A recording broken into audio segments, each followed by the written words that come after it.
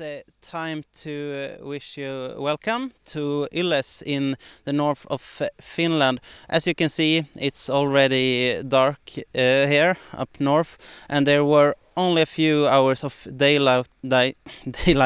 But on those hours, Hans-Jörgen, we had the first competition in this year's World Cup round in ski orienteering. It was a sprint. Yeah, it was a really interesting sprint today we had. Many of the athletes had not been skiing much before, especially not with map boards, so I think it was quite special for many of them. But we ended with a really tight competition and a lot of mistakes were done.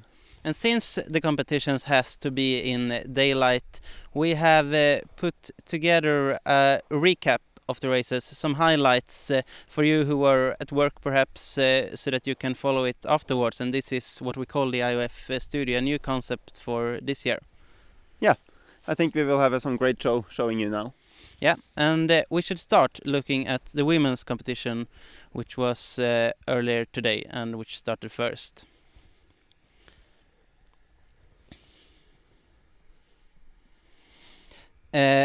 So Milka Repponen was the favorite from the home Federation Finland. Yeah, and she handled the pressure very well. She's a really specialist in the downhill sections, and yeah, she really could take advantage of that today.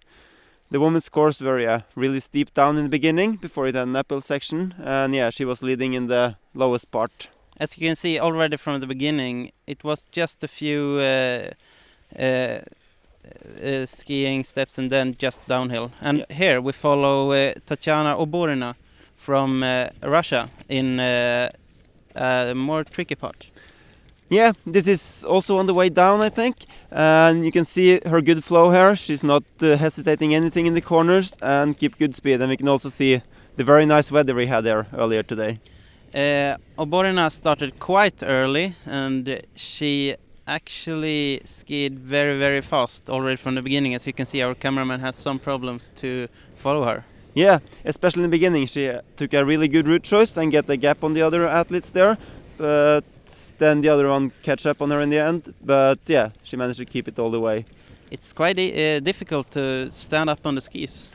Yeah, we had a lot of crashes out here today. It's not too much snow yet, so the tracks are quite bumpy, and we had both broken equipment and a lot of athletes in the snow. And such a crash can actually be very crucial and can destroy a whole sprint race. Yeah, one of our favorites today, Hanna Hančíková from Czech Republic, had a crash early in the race and actually, had to ski the rest of the race without the tip on the ski. And we actually got to follow Oborina between two controls there, and here she is sprinting for the finish. And then, as you can see, she has quite a lot of time to the next skier. Yeah, but she started quite early, as you said, so it came actually some faster athletes after her. So it ended with a really close race, and actually the route to the last control decided the whole competition. But this far, Tatiana Oborina from Russia in the lead. And as you can see, we had a beautiful day today with sunny weather and just a few degrees, actually almost above Celsius. Yeah, it was perfect condition for ski orienteering today.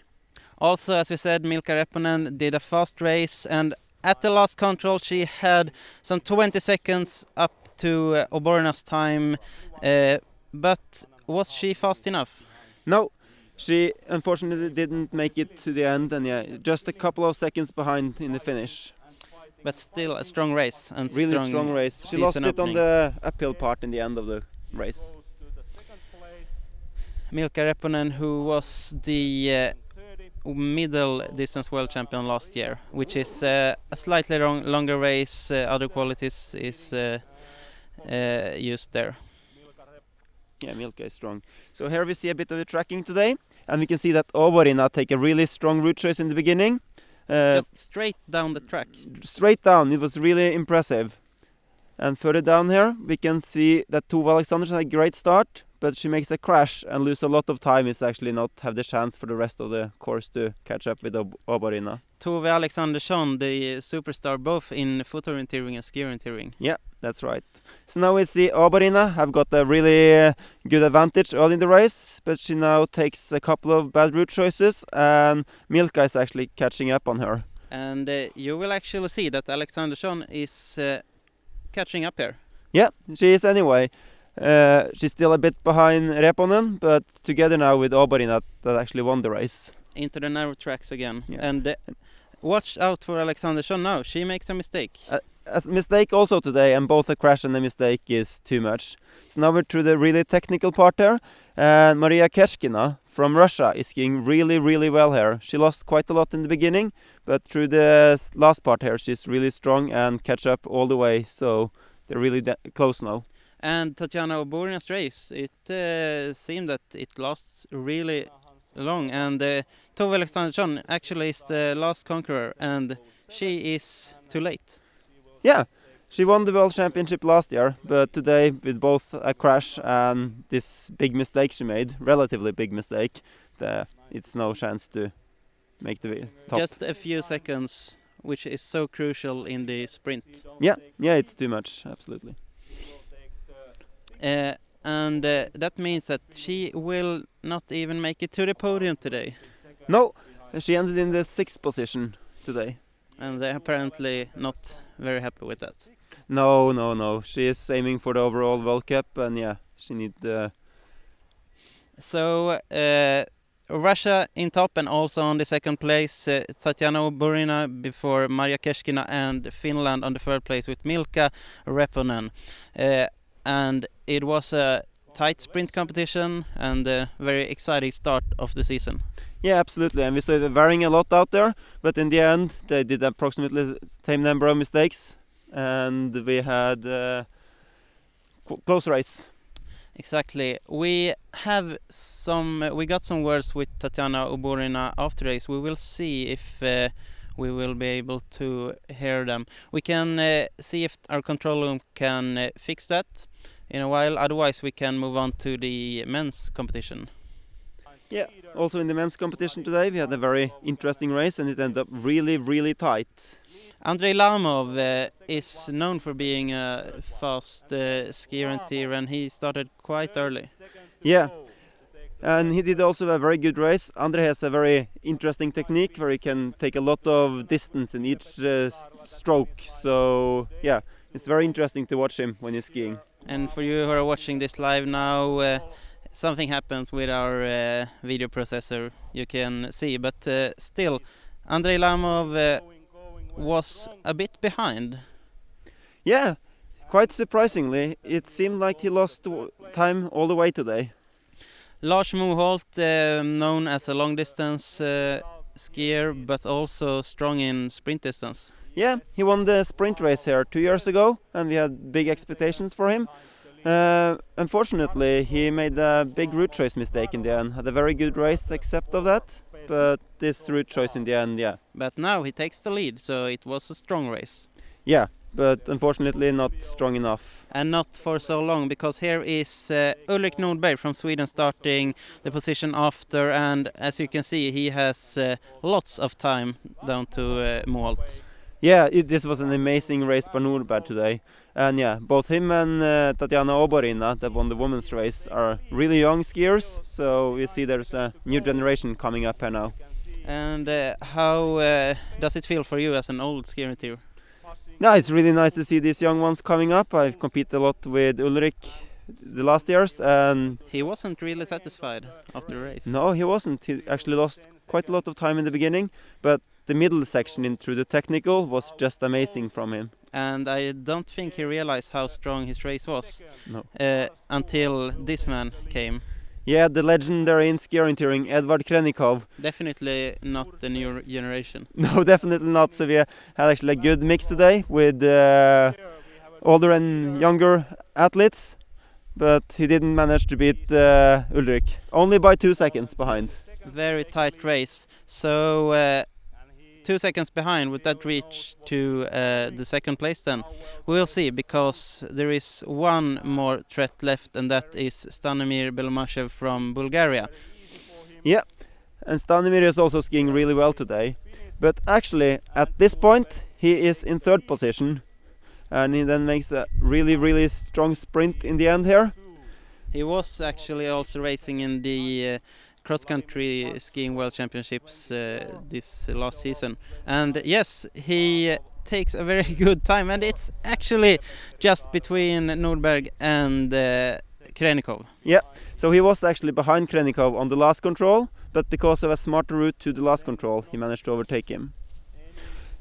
We see to the first control today, we talked about it only being one route. But we see Nordberg takes a special one with some shortcuts and lose a lot of time there. We see the following, it's not that many differences, but Nordberg take a good shortcut again and make up all the time he lost in the beginning of the course. Course continues with them skiing quite much together, and Nordberg is doing really strong this whole part and actually now passed the whole field. And now we're coming into the really technical leg today. Through this area we had a lot of mistakes, and many of the biggest favorites did the wrong routes through here. But we see all the top men fighting in the top did the right one.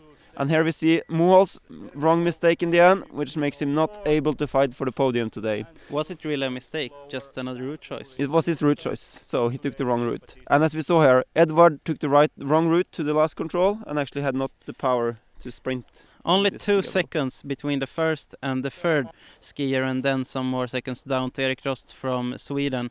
Not only Russia and Finland on the DIST list in the men's race. No, definitely not, and this is great to see. Stanimir Belomashev is training really well at the moment, and it's good to see him performing so well. So we have had the sprint races of the first round of the World Cup in ski orienteering this year here in Finland.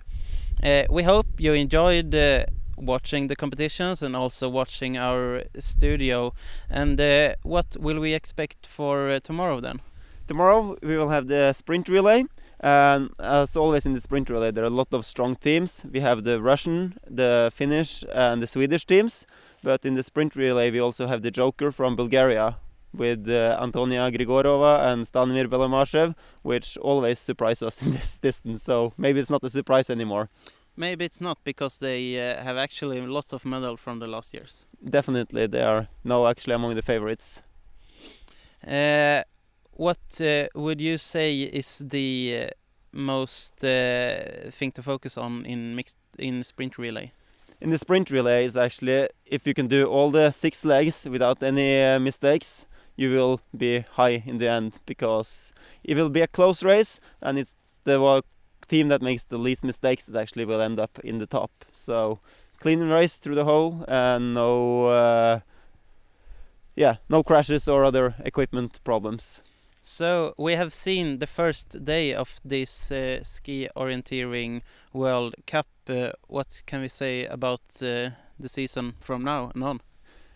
Well, we saw already today we had 2 young athletes that were outsiders, while the favorites maybe didn't perform that well, and the outsiders were winning. So I think we are in front of a really interesting season with varying results, and so it's a lot to look forward to. And as you might have imagined already now, you can of course follow the whole season here on the IOF Live Center. We say thank you for today and wish you welcome back tomorrow. Goodbye.